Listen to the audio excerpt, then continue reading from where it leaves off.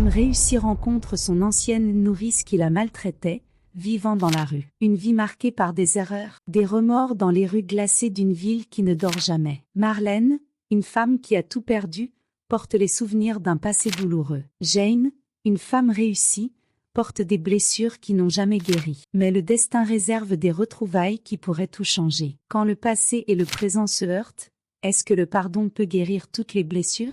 Marlène, autrefois nourrice dans un quartier modeste, vivait maintenant dans la rue. Le temps avait été cruel avec elle, et sa réalité était désolante. Ses journées étaient marquées par des routines de survie. Elle se réveillait tôt, au son des voitures et du mouvement frénétique de la ville. Ses maigres possessions, conservées dans un vieux chariot de supermarché, étaient tout ce qui lui restait d'une vie qu'elle avait autrefois connue. L'hiver dans la rue était implacable. À mesure que le vent glacial traversait son corps, ses os lui faisaient mal, et la fatigue envahissait ses jambes déjà affaiblies par l'âge et les privations. La faim, une compagne constante, forçait Marlène à fouiller les poubelles des restaurants à la recherche de restes de nourriture. « Comment en suis-je arrivée là ?» se demandait-elle chaque jour. Mais ce qui la tourmentait le plus n'était pas la misère physique ni la nécessité de mendier. C'était la solitude et le poids des erreurs du passé qui la tenaient prisonnière. Les souvenirs revenaient comme des fantômes, surtout la nuit, quand, seule sous une couverture fine et sale,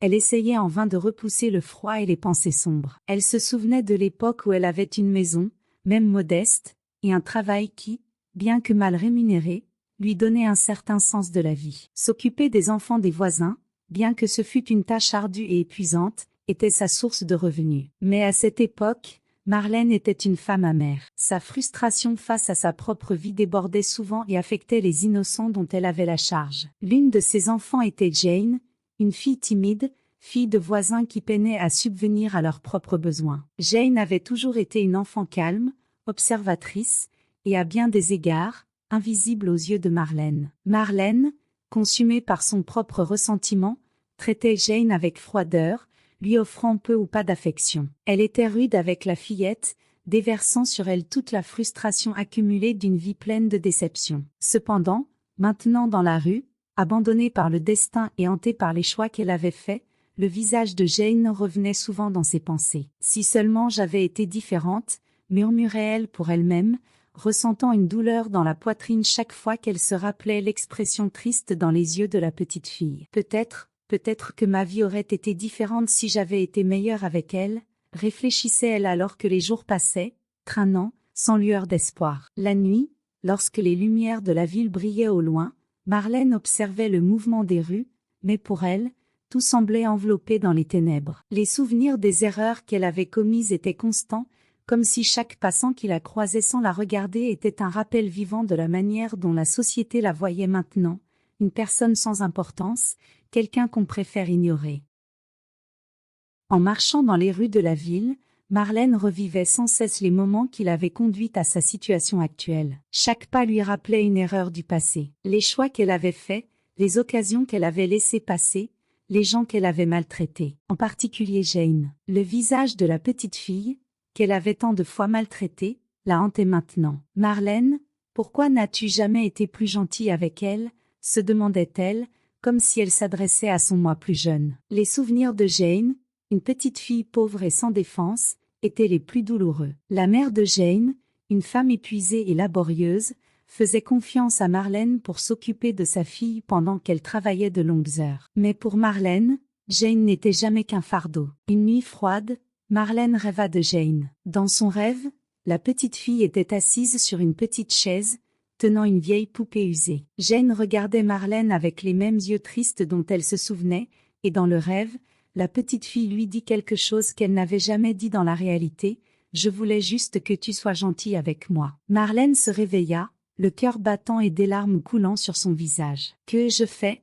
murmura-t-elle pour elle-même. Le remords était comme une plaie ouverte, qui ne guérissait jamais. Elle repensait au jour où Jane tombait par terre et pleurait, et Marlène l'ignorait, parfois même en s'énervant contre les pleurs de l'enfant. Ou au moment où, affamée, Jane attendait de la nourriture et Marlène ne lui offrait que des restes avec un regard de mépris. « J'ai été terrible avec elle », s'admit-elle. En errant dans les rues, Marlène sentait que sa vie était condamnée à ce cycle de douleur et de remords. La société l'avait rejetée, tout comme elle, en quelque sorte, avait rejeté Jane. Mais au fond d'elle, le désir de se racheter, d'une manière ou d'une autre, l'accompagnait constamment. Restait-il encore du temps pour une demande de pardon? Jane était probablement très loin, à la fois physiquement et émotionnellement. Elle doit me haïr, pensait Marlène, avec la conviction de quelqu'un qui sent qu'il est trop tard pour toute forme de rédemption. L'épuisement de la vie dans la rue, combiné au poids de ses culpabilités, faisait que Marlène se sentait de plus en plus vieille et faible. Mais malgré tout,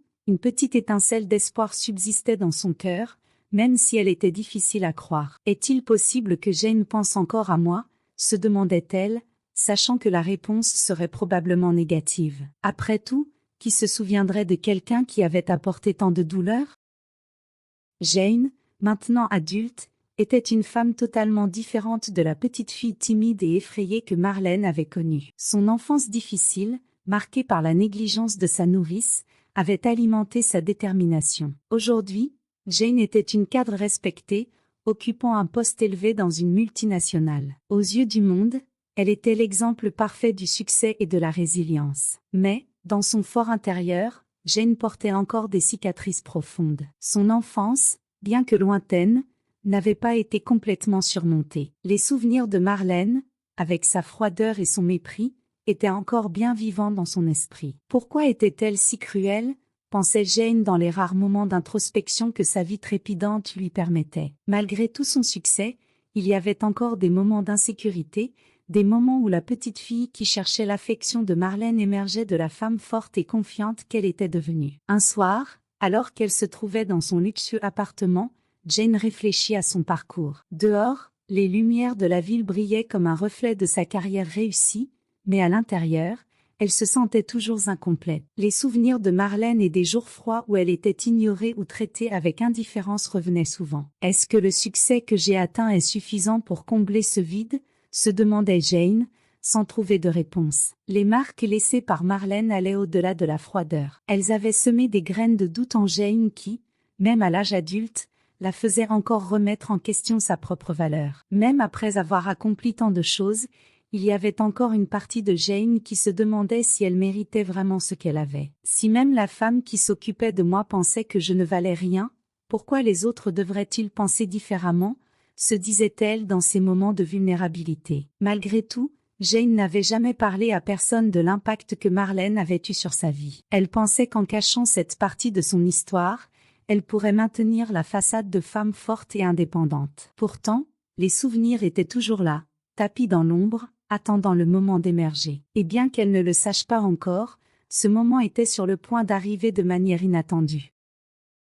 C'était un jour comme les autres. Jane sortait d'une réunion importante et décida de s'arrêter dans un café pour boire un café avant la suivante. Elle s'assit près de la fenêtre, observant le mouvement de la ville tout en consultant quelques documents sur sa tablette. C'était l'un de ces rares moments de calme dans sa routine trépidante. La vie semblait sous contrôle. Cependant, quelque chose attira son attention. De l'autre côté de la rue, une femme âgée, vêtue de vêtements sales et aux cheveux en désordre, fouillait dans une poubelle. La scène était courante dans une grande ville comme celle-ci, mais il y avait quelque chose dans cette femme qui retint l'attention de Jane. Son cœur commença à battre plus vite. « Ce n'est pas possible », murmura-t-elle pour elle-même. La femme, courbée par l'âge et les difficultés, avait un visage familier. Jane la regarda de plus près et son corps se figea. C'était Marlène. Jane se laissa tomber contre le dossier de sa chaise, incapable de comprendre ce qu'elle voyait. La femme qui l'avait tant maltraitée dans son enfance,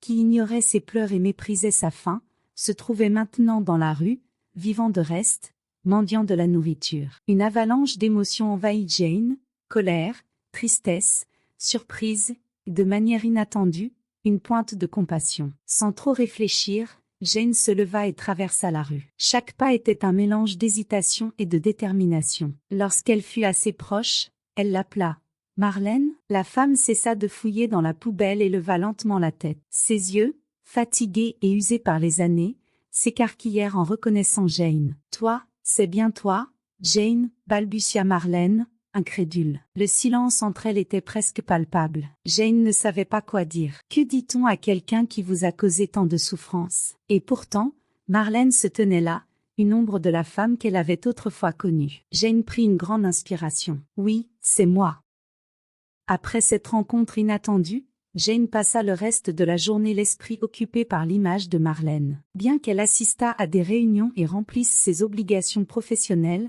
son esprit était ailleurs. L'image de Marlène, fouillant les poubelles à la recherche de nourriture, ne quittait pas ses pensées. La femme qui l'avait tant blessée se trouvait maintenant dans la pire des situations possibles, même si elle le voulait.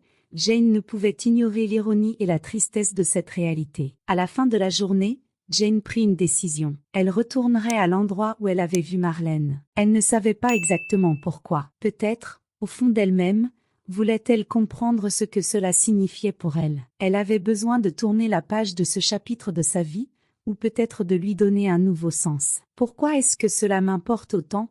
murmurait-elle pour elle-même, tout en marchant vers l'endroit où elle avait vu Marlène. Les rues étaient déjà sombres lorsque Jane aperçut à nouveau Marlène. L'ancienne nourrice était assise à côté d'une poubelle, les mains sales, semblant plus abattue que jamais. En entendant les pas de Jane, Marlène leva la tête, et ses yeux exprimèrent un mélange de surprise et de confusion. « Qu'est-ce que tu fais ici ?» demanda Marlène, d'une voix rauque et fatiguée. « J'avais dit que je reviendrais, » répondit Jane, sans vraiment comprendre ses propres intentions. Le silence entre elles semblait plus lourd que jamais. Jane prit une grande respiration et, d'une voix ferme, demanda « Tu n'as plus nulle part où aller, n'est-ce pas ?» Marlène baissa les yeux, incapable de répondre. « Je ne suis plus rien d'autre que ce que tu vois, » murmura-t-elle en se désignant. « Je mérite tout ça, absolument tout. » Jane ressentit une douleur dans la poitrine. Les mots de Marlène l'affectèrent d'une manière à laquelle elle ne s'attendait pas. La femme qui l'avait tant maltraitée était maintenant brisée,